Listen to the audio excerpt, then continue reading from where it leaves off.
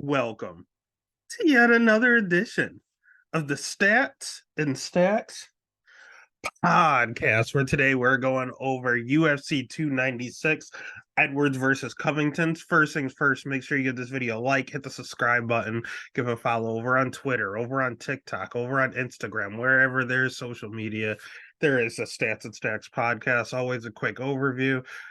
Not the greatest last week. It is what it is. We did all right overall in regards to our picks, but we knew going in Miquel Costa, Malquizal Costa, and Steve Garcia getting rebooked and up a weight class was bad news for our lock, but we decided to ride the storm, and you win some, you lose some. Luckily, Nazareth Hapras came in and did the damn thing pretty easily, pretty early.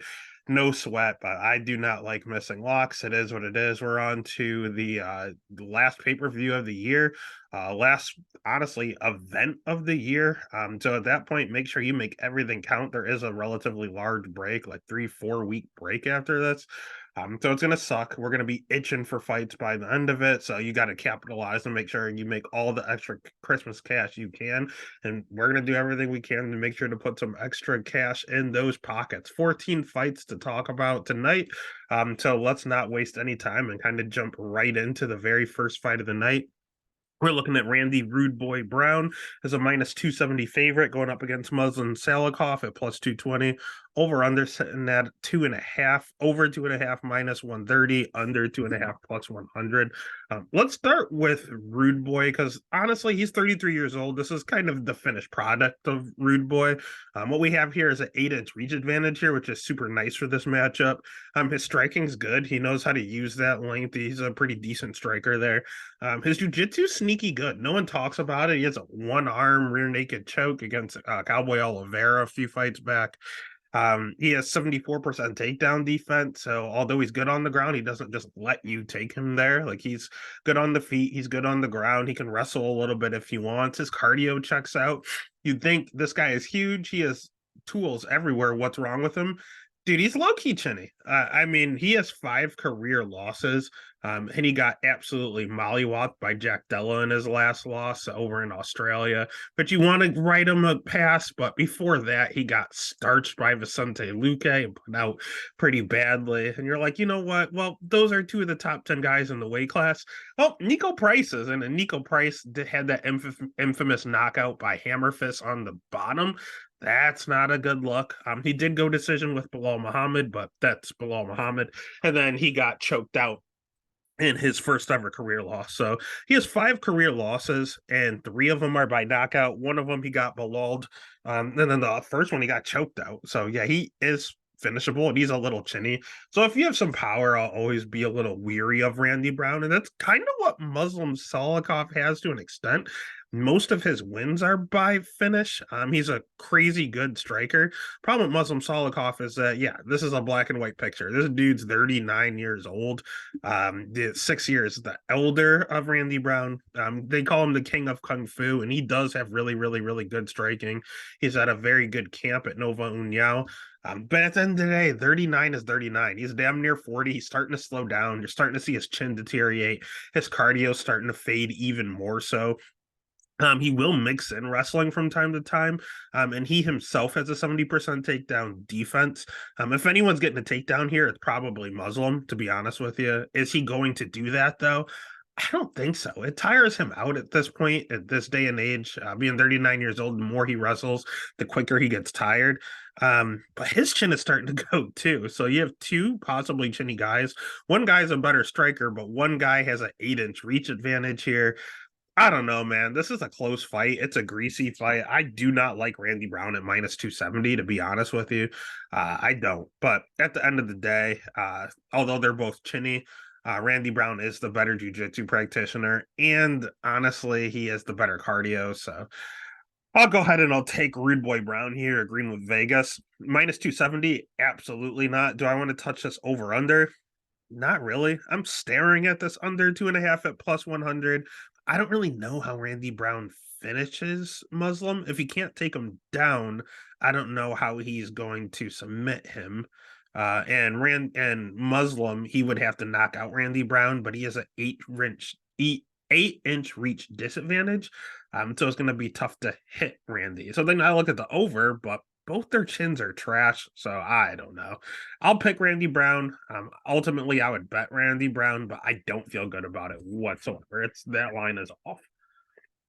Next fight of the night. This line is actually appropriate. We have Martin Buday at minus 142 going up against Shamil Gaziev at plus 120. Over under at 1.5. Over 1.5 minus 200. Under 1.5 at plus 155. Let's just go ahead and start with Shamil. He's a UFC newcomer to an extent. He was on Dana White Contender Series last season. He's going to have an inch reach advantage, which is super nice. He's an 11-0, which is super nice. He's 33 for a heavyweight, which is super nice. He has a ton of power, super nice. That's about all the positives I have to say, because all this dude's finishes are round one. He has one decision win in his career, and it was a very questionable split decision, and it was against someone that has zero wrestling whatsoever. It was like a credentialed kickboxer. Again, his striking's not great. It's okay. But you talk about people having like jujitsu backgrounds. They wrestled D1 in college, or they fought glory kickboxing for a while. This guy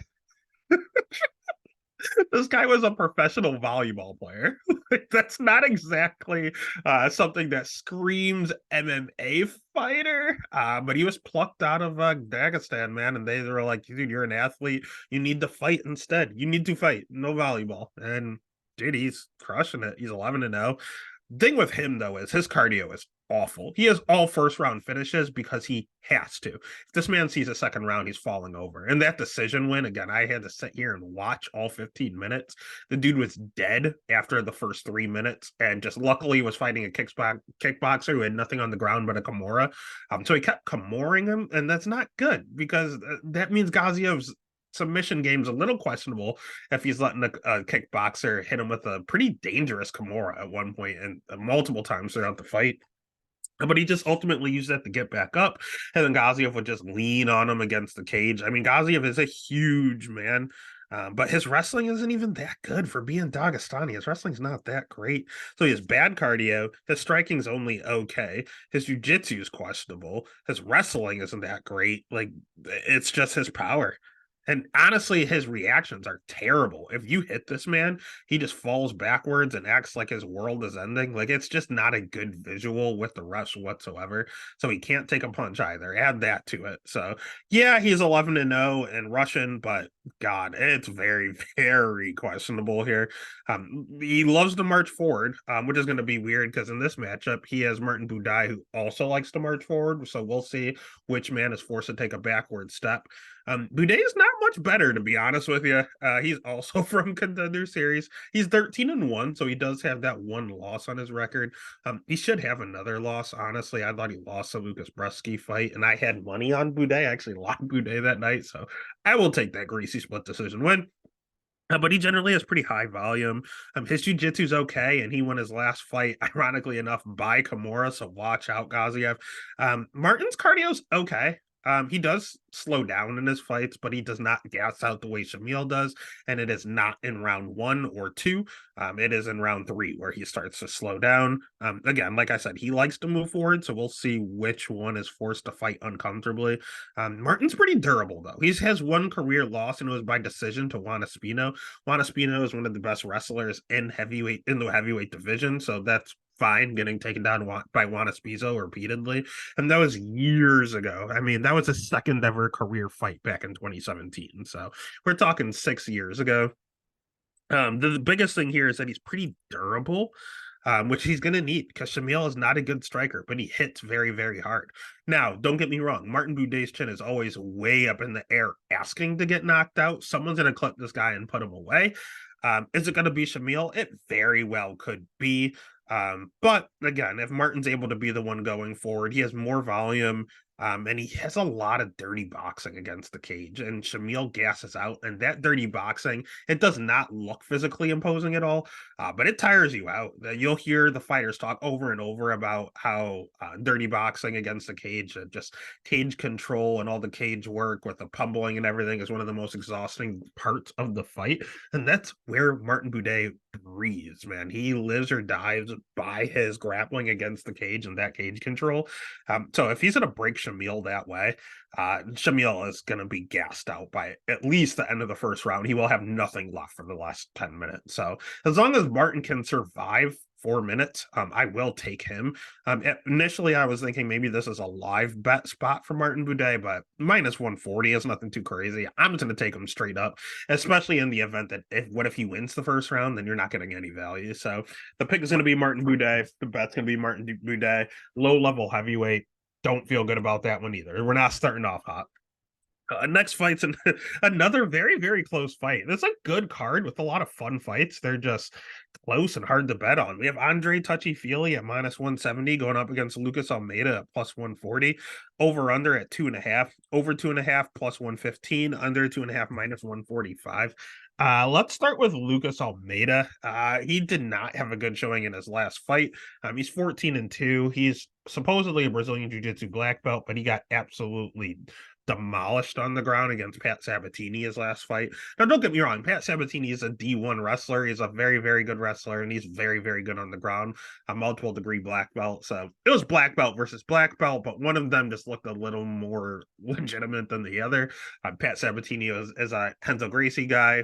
Lucas Almeida is not. So, but at the end of the day, his bread and butter is really a striking. Although he has that black belt in his back pocket, dude striking is good. He does get rocked quite a bit. He has that Usman chin, I used to always say. Ironically enough, Leon Edwards is on here, and he actually did put out Usman, but for years, Usman kept getting rocked. Colby Covington would rock him both fights. He was getting rocked by Gilbert Burns. He was getting rocked by Jorge Masvidal. Like, he was continually getting wobbled, but not going out, and then ultimately winning the fight. That's what Almeida does. He gets rocked all the time. Does a stanky leg, gets dropped down to the ground sometimes. But he's a fighter, man. He gets back up and he keeps coming at you, and he doesn't stop coming at you. His striking's decent.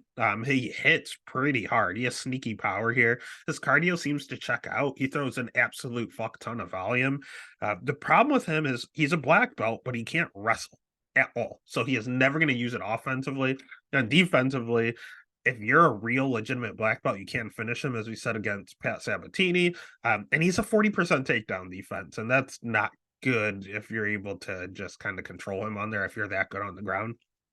So if he faces a wrestler or a jiu-jitsu guy, he's in a little bit of an issue here.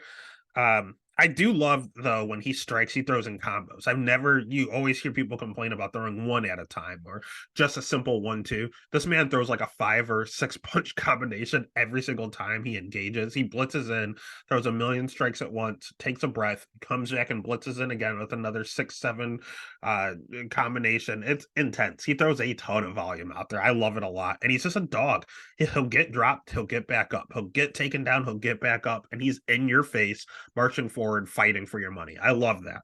On the other, and that's why I planned on coming in and betting Almeida.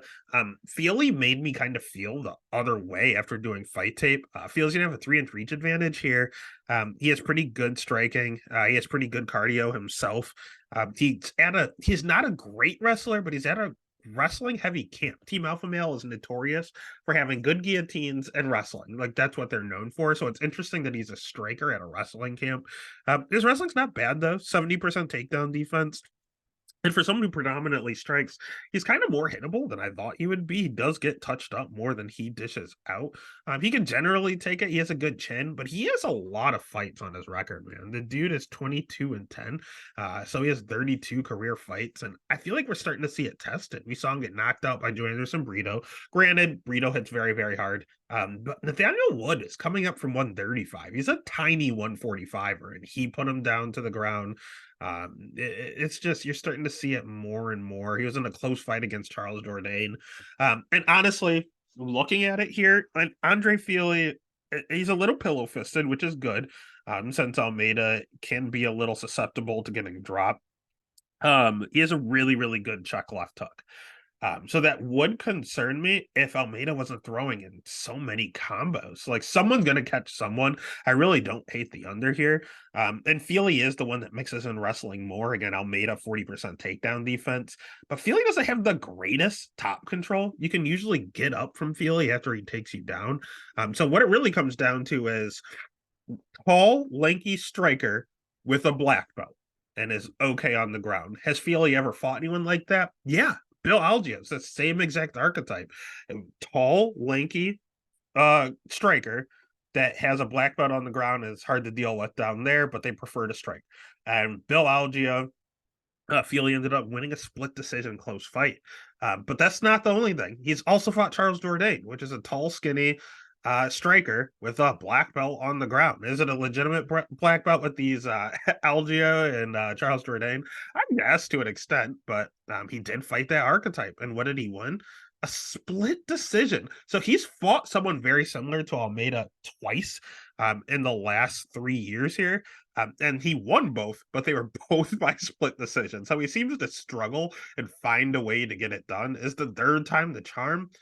I don't know. I'm gonna pick Feely to win, but then I look at the odds, and the fight tape swayed me towards Feely's direction, but plus 140 and growing. If this thing hits plus 150, I gotta bet Almeida at that point. It's just a sheer value pick. So the pick is gonna be touchy Feely. The bet is going to end up being Almeida. If anything, you could also go the over at plus money. I do like that. But I also like the Almeida at plus 140 and going up to 150. Keep an eye on it. So pick Andre Feely, bet Almeida or the over. Next fight of the night, we are looking at Tagir Uliambekov at minus 170, going up against Cody Durden at plus 140, over under at 2.5, over 2.5 minus 230, under 2.5 plus 175. Let's start with Tagir. Tagir's one of Habib's boys. He has good striking. He's pretty much a generalist. He has good striking. He has good wrestling. He has decent BJJ. His scheduled competition's pretty good. He does have a propensity to slow down a little bit in his fights, but he doesn't gas out. He'll just slow down just a touch in the third round. He's a little bit of a slow starter too. He loses a lot of first rounds for whatever reason, or at least the first half before he kind of gains his footing in there. And he has a 62% takedown defense, which is insane coming from that Habib camp. But again, he's not under Magomedov. He's not related to them. He is a tall, skinny striker who just is friends with them. And by default, he's a good wrestler because he's in that room with them all the time. But he's a generalist, man. He's just good everywhere, tall, lanky, no real. He has no strong suits, but he has no weaknesses. He's just kind of your overall average fighter. On the other side, we have Cody Durden, who has pretty decent wrestling. It's been slept on for a while. Now people are hip to it. He has good wrestling. His jiu-jitsu is not great. In fact, he has 4 career losses, and he has been subbed in 1, 2, 3 of them. That's not good. So 3 out of the 4 losses are by sub. So that's not the greatest look. He has 80% takedown defense, which is nice, especially going up against a Russian in Tagir. But he hasn't really fought a wrestler. So that's my concern. He fought JP Baez, who is a good wrestler. But JP Baez didn't get a chance, got knocked out in 1 minute, really didn't get a chance to do anything there. Muhammad Makayev is a good wrestler, but Muhammad Makayev knocked him down and with a flying knee and then choked him out in under a minute. So Cody didn't get a chance to do anything. He fought let's see, who else can wrestle at all? Richie Lane can wrestle a little bit. Then outside of that, Carlos Mota doesn't wrestle, Charles Johnson doesn't wrestle, Jake Hadley doesn't wrestle. So I don't know if that 80% takedown defense, I don't really know what that means. But he can't really strike. His jiu-jitsu is questionable. He has okay jiu-jitsu offensively. Defensively, even his last win against Jake Hadley, he was caught in that arm bar. I don't know how he didn't tap. He said himself he couldn't feel his arm, but at the end of the day, he was still put in that situation. So his defensive grappling is definitely a liability. And we don't know if his takedown defense is legitimate or not. It hasn't been tested. Is it going to be tested in this fight? No, I think Tagir's going to prefer to just strike with him, to be honest with you. He is a far and away better striker. He'll have a reach advantage here. Like everything screams Tagir. And honestly, Tagir has fought the Cody. Cody Durden reminds me of like a B string or like an off-brand Tim Elliott. where he has decent wrestling. His jiu-jitsu is good offensively, but defensively, you can tap him out. He slows down in his fights. All of that is the exact same thing between Tim Elliott and Cody Durden. Minty Gear just lost a split to God, Tim Elliott. The thing is, it was close. Initially, I thought Tagir won. I went back and rewatched it. I can see how Tim Elliott won. I still think it was pretty 50-50. But Cody Durden's a worse version of Tim Elliott. So it's not going to be an easy walkthrough for Tagir.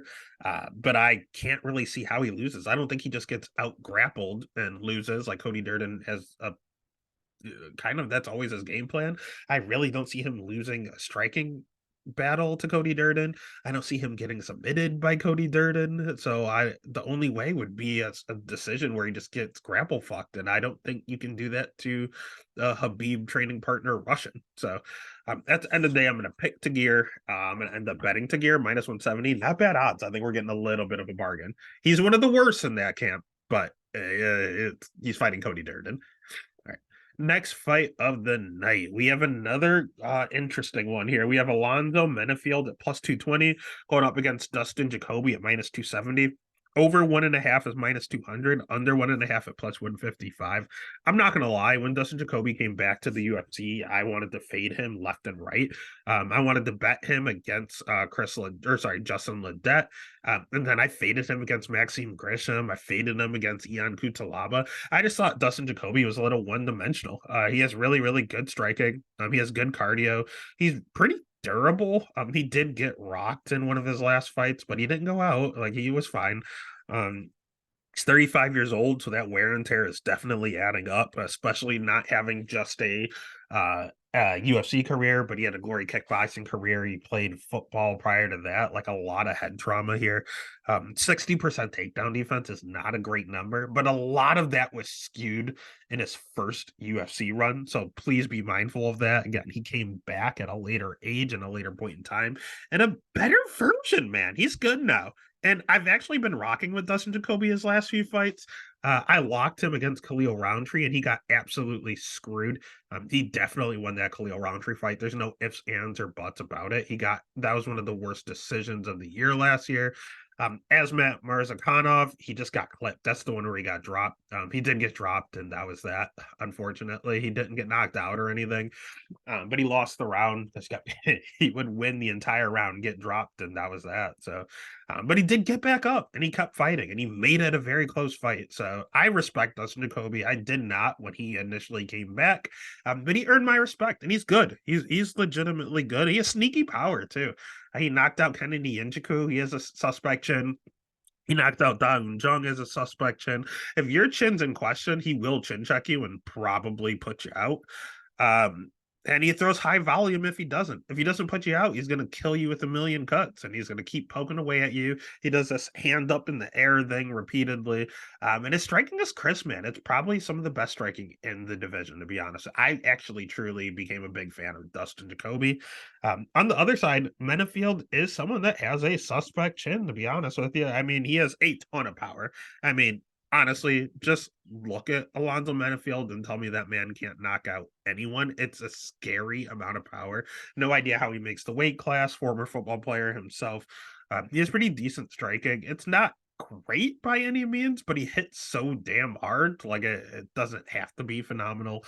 He'll have some submission wins on his record because he squeezes so hard, but he's not a jiu-jitsu practitioner. He's not a great wrestler. None of that is going to matter though, because Dustin Jacoby isn't taking this to the ground, and I don't think Alonzo Menafield is going to take this to the ground. I think it's a stand-up fight, and it's going to surely be technique and volume against just sheer power. And I know Alonzo Menafield's on a roll. He knocked out Jimmy Crute. That's a good win. He knocked out Misha Serkinov. That's a decent win. Outside of that, no good wins, man. I mean, Oscar Mazarov is that guy that lied about how many his just career in general and just added wins on there that he did not have. William Knight is one of the worst UFC fighters I've ever seen. Ed Herman was 40 years old and a middleweight. He just came up to light heavyweight to get a paycheck. Fabio Charant got 0 wins in the UFC and was one of the worst light heavyweights I've ever seen. OVS was good at one point, but not when he fought him 2 years ago. St. Preux at that point was like 38 years old, and he got chin checked, knocked out. He got rocked by Devin Clark, who is not a striker; he's a wrestler. Yeah, a lot of that though was because Menifield's cardio is bad. Dustin Kobe, great cardio. Alonzo Menifield, terrible cardio. Has to finish you in round one. He has enough to last round two, but he definitely starts to slow halfway through the second round. And that third round, he's dead. He is just a zombie out there. He has nothing left to offer. So as long as Dustin Jacoby can survive, he's gonna be fine. Even if he loses round one, just don't get dropped or anything. Mind your P's and Q's, play it safe, and just pick and paw until you finish this guy in round two or three. And honestly, Alonzo Menifield is not much different than Khalil Roundtree. I think Khalil Roundtree is a more technical, better version of Alonzo Menifield. And Dustin Jacoby whooped his ass and got screwed. So we've already seen him go against someone just like this. Only again, like Tagir, Dustin Jacoby's fighting the Aldi version of him. So give me the off-brand Alonzo Menifield to lose. Give me Dustin Jacoby as a pick. Minus 220, or sorry, minus 270. Give me Dustin Jacoby as a lock, baby. Let's get it. As a bet as well. All right. Next fight, we have Casey O'Neill at minus 190 going up against Ariana Lipski at plus 160. Over under at 2.5. Over 2.5 minus 215. Under 2.5 plus 165. God, I don't think it really matters who we start with here. Let's go ahead and start with King Casey O'Neill. Sorry, I clicked on the wrong one here. King Casey O'Neill, weird nickname. She's going to have a 2-inch reach advantage here, which she's probably going to need because she has a tendency to finish a lot of her combinations with kicks. So that'll definitely work for someone who has a reach advantage here. Her striking's not bad. I remember it being a lot worse than when I went back and watched the fight tape. It's not great. But it's serviceable. It's probably the best way I can put it.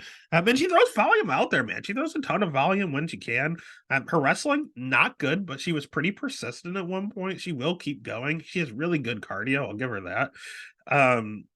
She's just relentless. She's not really good. She wants to grind and just kind of just outwork you, and eventually break you and then get the job done. She's good on the ground. I think she is, in fact, she's a brown belt or a black belt, one of the two. She's only 26 years old, so we're gonna see a better version of her every time she goes out there to fight. She's a little slow though. She's not really an athlete. She's just one of these girls. Her father owns Eternal MMA. So you think about like Steve Ursig and Jack Della Maddalena and the GOAT Shannon Ross. All these people are over on the Australian regional scene and they fought in Eternal MMA. Her dad's the owner, so she's been around it her entire life. So she's a martial artist. She's not an athlete. She is not an athlete. She's if she wasn't around it her whole life, she would not be good at all. It's all mental up here. She knows what to do. She's been doing it forever. She's just not really that athletic. And with being slow, doesn't carry a lot of power. She's not really scary on the feet. She throws nice looking combinations. But she's just not she's not an athlete at the end of the day. And that's what it boils down to. On the other side, we have Ariana Lipski. She has pretty decent striking. That seems to be her forte. Her jujitsu, she does have a knee bar finish over Luana Carolina in the UFC, but she's not really a jujitsu girl. She's competent down there, but that's not really what she wants to do. Her wrestling was her weak point. It was very, very, very bad. We saw her get taken down by Antonina Shevchenko and destroyed. We saw her taken down by Montana De La Rosa and destroyed. We saw her taken down by Molly Meatball McCann and destroyed. We saw Joanne Wood take her down. Joanne Wood is a Scottish kickboxer. Molly Meatball McCann is a British boxer. Antonina Shevchenko is a Muay Thai practitioner. Montana De La Rosa actually wrestled, but she's not very good, and she made it look easy. So at the end of the day, if you get her down, she's not great on the ground. No, it's not hard to get her down. So she took quite a little break here. She took like over a year off, came back, actually lost Priscilla Cachoeira, got knocked out, which was not the greatest look either. But Priscilla can catch anyone. So she came back. Everyone's down on her. She fights JJ Aldridge. JJ Aldridge is another striker that has turned into a wrestler and kept taking people down and taking advantage. So I was all over JJ Aldridge, and that new version of Lipsky came out with her singlet. Man, she took down JJ twice. I had sick hit tosses out of nowhere. The girl that was getting taken down by Muay Thai specialists and British boxers came out of nowhere and started hitting hit tosses against JJ Aldridge. Then her next fight out, she won that split decision against Melissa Gatto. I thought Melissa Gatto got screwed when I initially watched it, but I gave it to Lipsky when I went back and rewatched it. Honestly, she just outworked her. So again, she has good cardio herself and she pressures a ton. Casey also likes to pressure, so we're gonna see. It's another one of those circumstances. Who's gonna take a backward step? Can Casey O'Neill fight going backwards? I don't know. Can Lipsy fight going backwards? No, I actually know she can't. So if O'Neill's backed in a corner, that might force her to panic wrestle. And if she panic wrestles, is that going to be a good thing or a bad thing against Lipsky? Generally, that's a good thing. The Lipsky that fought JJ Aldridge that's hit tossing people out of nowhere, bad thing. But even if they hit the ground, O'Neill is pretty crafty on the ground. So for that advantage, I think on the feet, I'd give it to Lipsky by the slimmest of margins. Wrestling, I will still have to lean O'Neill. Cardio is a wash, but jiu-jitsu will have to lean O'Neill. So that's two advantages to Casey, one to Lipsky. All of them close, but let's play the numbers game. And Vegas agrees at minus 190. So the pick is going to be Casey O'Neill. The bet's going to be Casey O'Neill, but I'll probably just end up taking the I want to take the over. Bet's Casey, the bet is Casey O'Neill. All right, pick is Casey, bet is Casey O'Neill.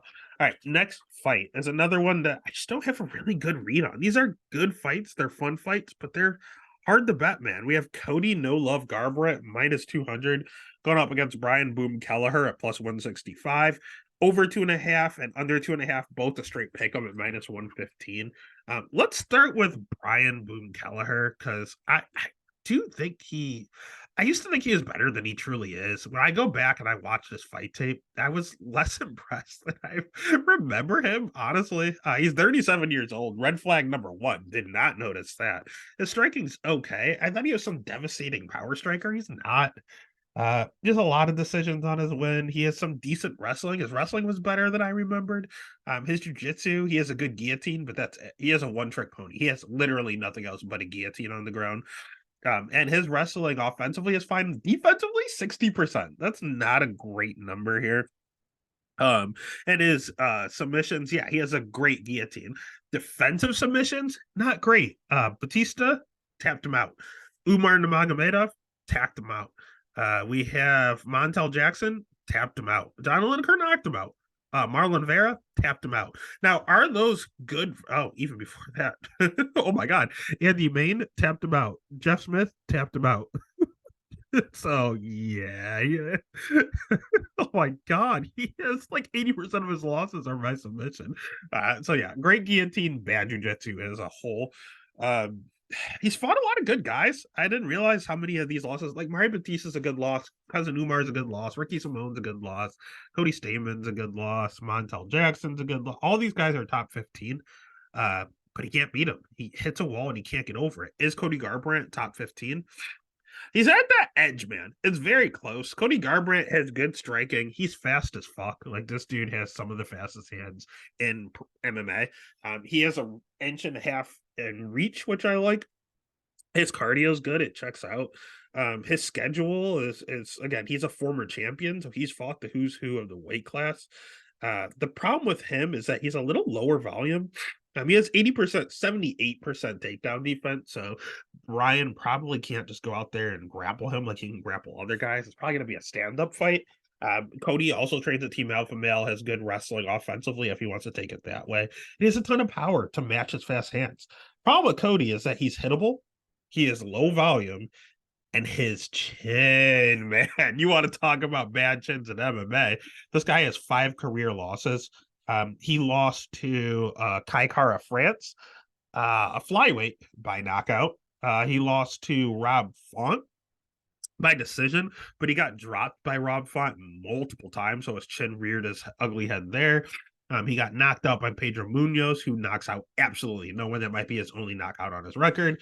He got knocked out by TJ Dillashaw. Now is TJ Dillashaw one of the bantamweight, like on Mount Rushmore of bantamweight? Absolutely. Should you be getting knocked out by him twice in round one and round two? Probably not. Got pieced up twice. So he has 5 career losses, and 4 of them are by knockout.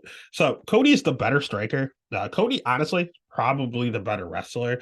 Jiu-jitsu, I think it's a complete wash because neither one is good at it. Cardio wise, it's a complete wash. But Cody's chin is a liability. That thing is, it's not good. It's just simply not good. But again, it's a numbers game. I have more positives for Cody than I do for Brian. So at this point, I'm going to have to lean with Vegas here. I'm going to have to pick Cody at minus 200. And do you want to bet Cody at minus 200? Yes, I guess that's the only way to play this because I don't trust this over under, and neither does Vegas. That's why I have to straight pick them. Next fight of the night, we have the last women's fight of the night. We have Irene Aldana as a minus 190 favorite going up against Carol Hossa at plus 160. Over under at 2.5. Over 2.5 minus 330. Under 2.5 plus 240. I'll be honest with you. When I first started looking at these fights, I never look at the odds. I'll look at like Tapology or somewhere where it's not going to have the odd like just blatant in my face, and I like to just self cap initially. These lines are not what I expected. I took a look at the lines and went, "Oh my God, Carol Hossa is a live dog." Carol Hossa has good striking. She throws a ton of volume. She's a black belt. She has good jiu-jitsu. Her wrestling not great, but it's not bad. We saw her use it against Lena Landsberg. She was losing striking. She was losing the striking battle. Went out there and just grappled her, and you showed good fight IQ doing that. Uh, the only problem with her is that she's physically weak. She's fighting up at 135. Honestly, she can probably, I don't know if she can make 25, but power wise, she just gets bullied out there. She's just not physically imposing. A lot of clinch work against the cage, and it takes her a long time to get her back off of the cage. She's just not strong. She has a split win against Yana Santos. That's not a good look. Big Norm took her out. That was a close fight. Some people thought Norm a loss. I kind of did too. But it is what it is. Big Norm outmuscled her. Lena Landsberg was outmuscling her. Sarah McMahon just took her down. I watched that live, just took her down and muscled her. Yeah, she's just not a very physical, imposing girl, honestly. She has all the tools. She's just kind of weak. She's not an athlete. On the other side, we have Irina Donna, who's kind of big for the weight class, honestly. Irina Donna, she is trains with the champ and Alexa Grasso. She has good striking. She always had good striking. She's a little hittable, but some of that is because of her ground game. Her takedown defense isn't exactly the greatest. We saw Amanda Nunez take her down 6 times. Macy Chiasson took her down a few times. Yana Santos, I don't think did. I didn't rewatch that one. Holly Holm took her down like once every round. That was a 5 rounder, so that's 5 times. Ketlin Vieira, they just scrapped it out, and she caught her with that left hook. She's fought a pretty decent level of competition. Again, her last fight was for the title, but she had a problem with wrestling, and she had a problem with her ground game until again she started training with the champ and Alexa Grasso, which means her jiu-jitsu coach is the same jiu-jitsu coach as Alexa Grasso, whose ground game also got good out of nowhere. The man to blame for that, Diego, tonight might be the night. Lopez, baby. He's in their corner, and this girl, she almost caught Macy Chase on in a crazy armbar sequence. Like, their submissions offensively, they're aggressive, just like he is. And her ground game has made a complete 180. Still can't wrestle. No one at that camp was going to teach her how to wrestle. She can't. She physically can't. But they have good striking, and they have good jiu-jitsu. And that's kind of Carol Hossa's game as well. So again, initially Carol Hossa, bad line. I'm gonna bet her all day. Women's MMA, I still have to look at this. Going back and watching fight tape, Aldana just is a physically imposing girl. She's a little faster. She hits a little harder, and neither one can wrestle. So I don't. I don't know. I think Aldana's the right side here. Do I agree with the numbers? I still don't. I think it should be more of like a Carol Hosa, like plus 115, plus 120, plus 160 is a little wild. Uh, minus 190 and Aldana is a little wide, but hey, it is what it is. I'll pick Aldana and I'll end up betting Aldana, but I don't feel great about it. Now I'm starting to go back and look at Hosa. It's women's MMA. If I Casey O'Neill's winning, fuck it. I'll pick Aldana, but I'm gonna bet Aldana. I'll bet Aldana. Stick with it. All right. Next fight of the night. It's the newly added one, newest one to the card. We are going to go ahead and enter the main card, I believe. No, this is the main prelim fight. Premier fight of the night. We got Josh Emmett at plus 180 going up against Bryce Mitchell at minus 220. Over 2.5 minus 200, under 2.5 plus 155. This might be a retirement fight for Josh Emmett. I know he was talking retirement. I didn't get a chance to listen to the interview, so I just want to double check. If it is a retirement fight, thank you for your service, Josh Emmett, but you never bet retiring fighters. Josh Emmett's 38 years old, so he needs to retire. He just fought for a title like 2 fights ago. He has a good schedule. He has a T1 wrestling background, but 46% takedown defense. So I don't know what's going on there. He has like a Cody Brundage effect here. His striking is okay. It's not the greatest, but he hits hard. This dude is one of the hardest hitters at 145. Just look at the dude. Tell me that dude doesn't hit hard. Don't get me wrong. He's hittable himself. He gets hit more than he dishes out. But if he clips you, you're going out. Just ask Michael Johnson. Michael Johnson dominated him for like 13 minutes and then got caught and put out stiff. Jiu-jitsu, not the greatest. I mean, he's been submitted a few times here. But at the end of the day, he's a wrestle boxer. He's at a wrestling heavy camp. He's also at Team Alpha Male. A lot of Team Alpha Male representation here. But again, 38. If he's a retiring fighter, I can't bet him if he's fighting anyone decent. That's the definition of Bryce Mitchell. He's decent. He's not really great, but he's not bad. He does one thing very, very well. He's kind of in the wrong era. If Bryce Mitchell was in like the early 2000s era, he might be champ. In 2024, 2023, not so much because he has really good jiu-jitsu. He has good wrestling. He has no striking to fall back on. That's the problem with him. Really low volume. He has very suspect cardio. But his wrestling and jiu-jitsu are good. So he takes you down and he holds you down. If he can't hit a crazy twister or some sort of crazy choke, he takes you down and he holds you down. Ask Charles Rosa, ask Andre Fili, ask Edson Barbosa, ask Dan Ige. He's not finishing any of these guys. He takes them down. Bobby Moffett. He takes them down, holds them, make sure you can't get up. That's all he does. Can he do that to Josh Emmett? Absolutely. Josh Emmett, again, 46% takedown defense. Now, again, Mitchell has suspect cardio and he's taking this fight on short notice, so you do have to be mindful of that.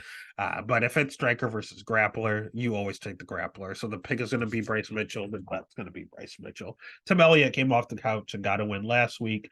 I don't see why Bryce Mitchell can't do the same. Next fight, we're going to start our main card. We have probably one of the fights I'm looking forward to the most. We have Vicente Luque at plus 275. That's insane. Going up against Ian Gary at minus 345. Over 2.5, under 2.5, a straight pickup at minus 115. Intriguing part about this matchup is that these guys are former training partners over at Kill Cliff FC. Vicente's been there forever. He's going to have a 2-inch reach advantage here. He has really good cardio. He has good striking. He has good jiu-jitsu, mainly a front choke series with his anacondas and guillotines and what have you. Constant pressure, always in your face. He doesn't like crack super hard, but he will put so much on you that you'll eventually crumble. He has a ton of volume. My problem with him is that he's getting a little chinny with age. He's 32, but in fight years and the way this guy fights, like this dude's like 58. Like he takes some punishment. He is willing to get punched in the face 5-6 times so that he could hit you once. Like that's his style. Pressure forward, eat your shots as he's going forward, and then unload on you. And after the first round, you can't take any more of it. And you just crumble from fatigue from hitting him, along with you getting clipped by him. It doesn't work out. Other problem is he has 62% takedown defense. So yeah, his chin's starting to fade a little. We saw Jeff Neal knock him out. We saw him get have a tough fight against RDA. We saw Bilal Muhammad go out there and out grapple him. I don't like that. 62% takedown defense. If you take him down, he's not great at popping right back up. He kind of plays jujitsu. I don't like that. I also don't like that his other losses were to recently he had Leon Edwards, the champ, no shame. Stephen Wonderboy Thompson, probably the best striker in the weight class, no shame. But they both kind of have like a wide karate stance, and they kind of circle around and pick and paw at you.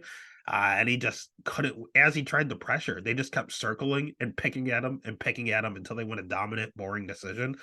That's exactly how Ian Gary fights with that karate style, low hands, and just picks at you and picks at you.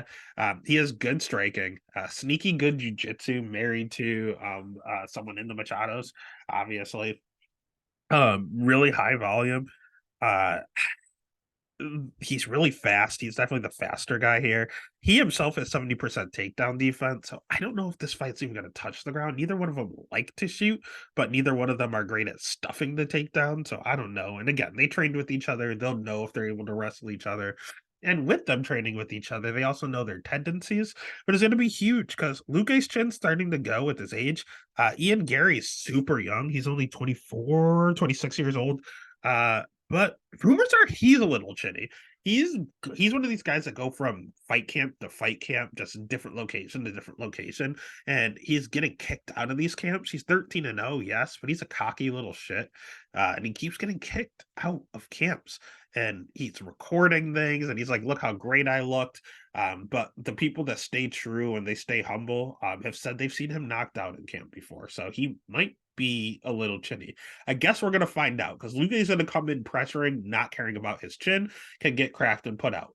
But if he marches down Ian Gary and Ian Gary has nowhere to run as he's trying to dance around the outside of the octagon and he gets clipped, he could get put out. So I don't hate the under here, but it's a straight pick 'em. And I'm looking at these odds and I see Vicente Luque at plus 275. Like that's just too wide. Too wide. The pick is gonna be in Gary, but I will in fact have money on Vicente Luque. One, personally, because I do not like Ian Gary. Secondly, because this number is way off. Take advantage of what Vegas has done. Next fight of the night. You want to talk about a hype prospect? We have Patty the Batty Pimblett at minus 305 going up against old man Tony Ferguson at plus 245. Over 2.5 is minus 110. Under 2.5 at minus 120. Let's just start with El Kukui out of respect. I couldn't tell you if he's a boxer or a striker or a grappler. He is a generalist. He's 39 years old, so a lot of age on this card. Him and Josh Emmett, and a lot of old people at UFC 296. He will have a 3.5 inch reach advantage, which is nice. But again, he's a general. He's good everywhere. He has good jiu-jitsu. He has good striking. He has a wrestling background, but he's another one of these. I wrestled in college, but he has 66% takedown defense, so that's not the greatest look. He has fought a who's who of the competition. Again, he's on a big fight losing streak. He also had the biggest winning streak in the UFC. So you give and you lose. You give and you take. Super high volume, great schedule, good cardio. Problem is, he's just old, man. He's 39 and he is fading fast. We saw Michael Chandler knock him out. We saw Bobby Green hurt him and then submit him. Like he's not just losing now; he's starting to get dominated and finished when he would never before. And the biggest thing here is he's fighting Patty the Batty, who is going to be faster. He's going to be younger, stronger. Could he just take him down and give him a vet lesson? He could, but he hasn't landed a takedown since 2015. So that's not good. He doesn't wrestle. Does he have a wrestling background? Yes. Does he use it? No. No, he does not. Not for the last 8 years, going on 9 years. So yeah, that's pretty sketchy there. So as long as he has anyone that's decent, he's in trouble. That's exactly what Patty is. He's not good at all. He's very overrated. He might be the most overrated fighter in the UFC, and everyone wants to fight this kid. He's 28 years old, coming off of an injury, so I don't know if that time off is going to help him or hurt him. He's predominantly a grappler, though.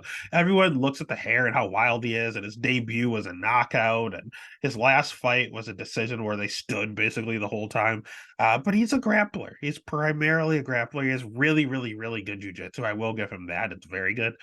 His wrestling, not that good. His striking, not that good. And his chin is way up in the fucking air. I don't think there is one person on this roster that has his chin higher in the air when he strikes. He has pretty good cardio. But he's also has a 56% takedown defense. Can Tony take advantage of that? Absolutely. Will he? Nah. He doesn't seem to want to for whatever reason. And Patty has not figured out how to block a left hook. I see it over and over and over again. It's the same punch that hits him every single fight. And it's not like this is new. It's not a new revelation. It's been years as I go back and I watch his fight tape. The same left hook keeps rocking Patty over and over and over. He's never been put out, but he has been rocked a few times. So maybe he has a little bit of a Usman chin. Again, he has good volume himself. So he's just got to tuck that chin, stop that left hook, do whatever you can to not get hit with that thing. He should be perfectly fine. I think he's going to outland Tony, or even if it hits the ground, I think he's fine. I want to bet El Kukui. This is the last ride. He's probably getting cut with a loss here. I don't want to bet back Patty. I think Patty's overrated. But money talks, man, and I just think Patty's the right side. So the pick is going to be Patty at -0.5. The bet's going to be Patty. I'll probably have them in some parlays. Right. Next fight of the night. We have another good one here. We have Shavkat Rakhmonov at -650 going up against Stephen Wonderboy Thompson at +470. Over under at 1.5 because it's a Shavkat fight. Over 1.5 -165. Under 1.5 +130. Let's start with Shavkat. He's one of the scariest guys in the UFC, period. He has really good striking. He has good jiu-jitsu. He has good wrestling. He's very durable. Not really. He has 17 wins, all 17 by finish. This man has never seen the scorecard. That includes all of his UFC fights. He's gonna have a 2-inch reach advantage here. He loves to pressure and stay in your face. So, like, there's literally zero negatives. He's good in the three areas. He's durable. Everything's great. Only thing is, he doesn't have a cardio issue, but he does slow down in his fights. You do have to be mindful of that. No one's been able to push him late into the third. Again, 17 wins, all of them before the judges' scorecards. Jeff Neal was able to push him into the third round. And Shavkat was breathing heavy. Got a little tired there. So you get this guy in like a 5-rounder, you have a chance. 3-rounder, you're in a little bit of an issue. Unless you can just out wrestle him, outpoint him. You have to do something to keep this man off of you and survive the 15 minutes. And maybe it takes a crafty vet like Wonder Boy to do it. Wonder Boy, again, he has some of the best striking in the UFC, especially this weight class. He probably is the best striker in this weight class. But like the rest of these old fucks, he's 40 years old, man. The dude is old. He's the oldest on the card with old people. He has great striking, the best striking. But his takedown defense is shit. 64% takedown defense. He's fought the who's who, fought for the title multiple times. Those good volume. But he's a little chinny, and he's always been a little chinny. Anthony Pettis knocked him out because Anthony Pettis is the GOAT, but hit him with that Superman punch and put him out. We saw him get rocked by Kevin Holland. He got rocked pretty bad there. Kyron Woodley in both their fights rocked him very, very bad. So he's very elusive, very good striking, very hard to hit. But if you do hit him, he doesn't seem to take it well. The last thing he said that he only wants to fight strikers. He's sick of fighting wrestlers. He got out grappled by Bilal. He got out grappled by Gilbert. He said, I'm 40 years old. I have one last title run in me. I don't want to fight grapplers. Give me a striker. They gave him Michel Pereira. Michel Pereira missed weight. They offered him to fight at a catch weight. And Stephen Wonderboy said, no, I'm not fighting him. He missed weight. I'm not doing it. Do I respect it? Yes. Did Dana White like him saying no to a fight that was supposed to be on a pay-per-view? No, they're punishing him. They're giving him Shavkat. So I think Shavkat is their hired gun. Kind of like when Hamzat Chimaev was supposed to fight Nate Diaz. This Shavkat's their hired gun. He's going to go out there and probably kill Wonderboy. When? I don't know. Part of me, again, Steven's 40 years old. I know he's going to retire soon. Part of me, I don't think he's gonna knock out Shavkat, so I think I will have a Stephen Wonderboy by decision bet because it's like plus 900 just to support my guy. But Shavkat's probably the rightful side. Minus 650 is gross. So you're gonna have to take him inside the distance. You're gonna have to probably choose a method, which is probably knockout. But he could submit him too. I don't know. You can just do him inside the distance and make it better. Or you can get crazy and bet Stephen Wonderboy Thompson by decision with me. Pick and paw at him, baby. Pick and paw. And then that takes us to the real main event of the evening. I'll be honest with you. This is the one fight where you don't really need my analysis because I am biased as fuck.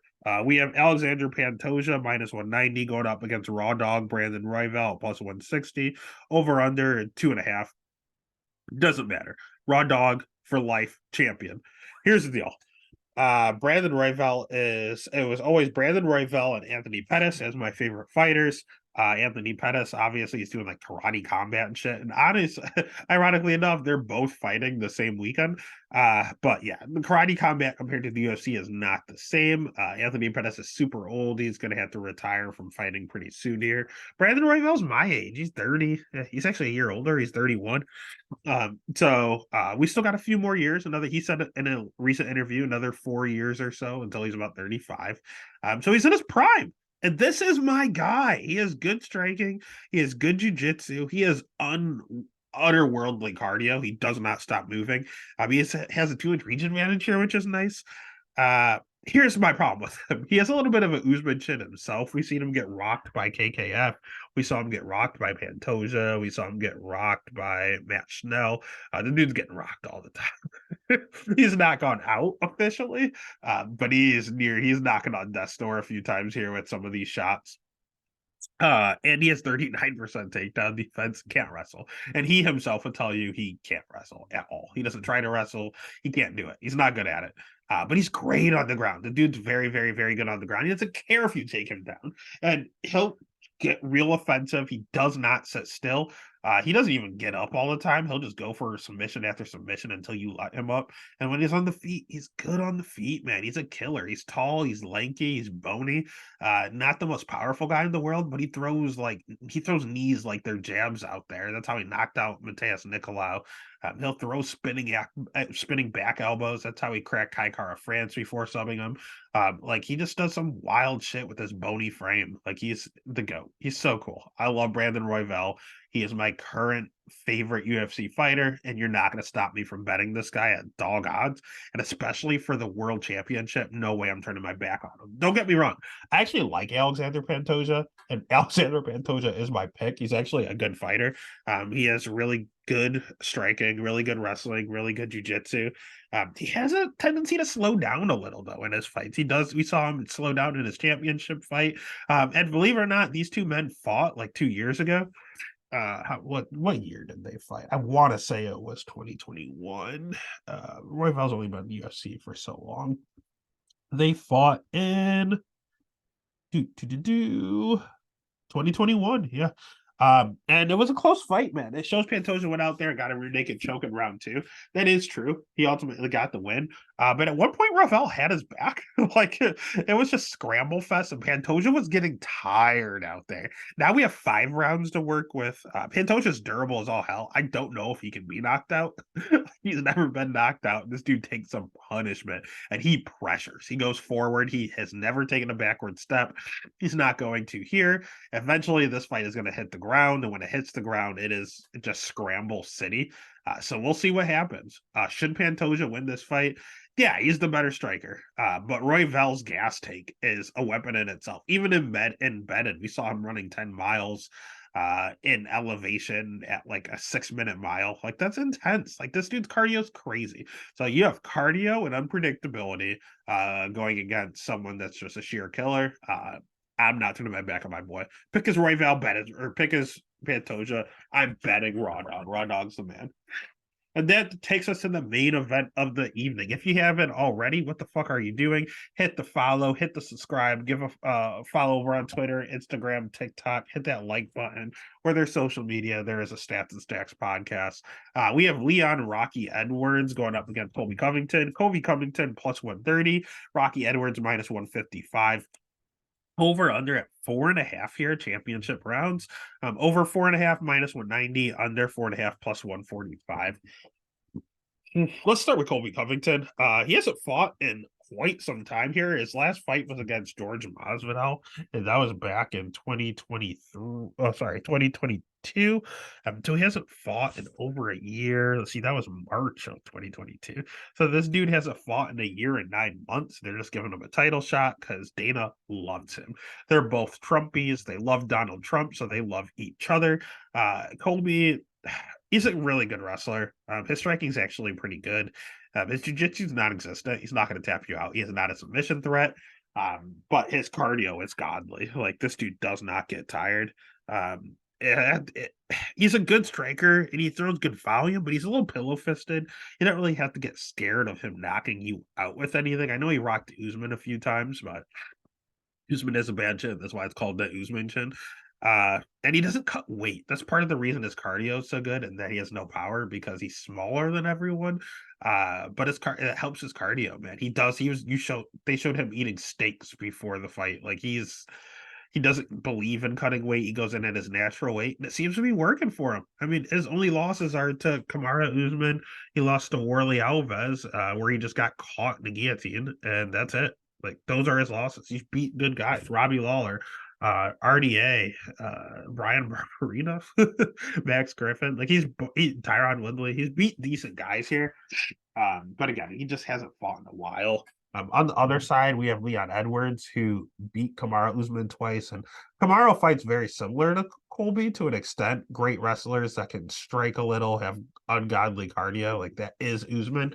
And Leon was able to beat that archetype twice, actually. We had the headshot bang, headshot dead, headshot heard around the world. Leon's the better striker here, and he has a 2-inch reach advantage. He has a 70% takedown defense, but that's a lot higher than it shows. When he first came into the UFC, his takedown defense was terrible. Like, it was god awful. But it has improved exponentially since the first time we saw him. So if you just took him for the last like 5 years, his takedown defense, it is not going to show 70. It's going to show like 95. Like, this guy's really hard to take down. Usman was able to do it. Again, Usman is another definition here. But Leon, again, 70% takedown defense. His jiu-jitsu is okay. I'd say it's a touch better than Colby, but I don't think neither one of their jiu-jitsu games are good. But Leon can keep up with the cardio. His cardio is just as good as as Usman, just as good as Colby. You can back Leon up a little bit, so it's a matter how the judges like to look at him as he's throwing strikes going backwards. But as long as they connect and as long as they're powerful, he's fine. So at the end of the day, I hate Colby Covington with a passion. But I am going to have to pick Leon and bet Colby. I think that's the only way to play it here. Grappling wrestler over striker, grappler versus striker. This one is plus money for the title. It gives the wrestler more time to steal around by taking them out and staying on top. I think the more time favors the wrestler. So the pick is going to be Leon. He's the better fighter, but styles make fights, and the bet's going to be plus money Colby. And that's UFC 296. Great card, fun card, last card of the year. So make sure you place every bet you can. I'll have a bet on every single fight just because I know I won't be able to bet on them soon. But it's a fun card. It's a great card, and it's going to be the best card when we make all the money, baby. Let's get it.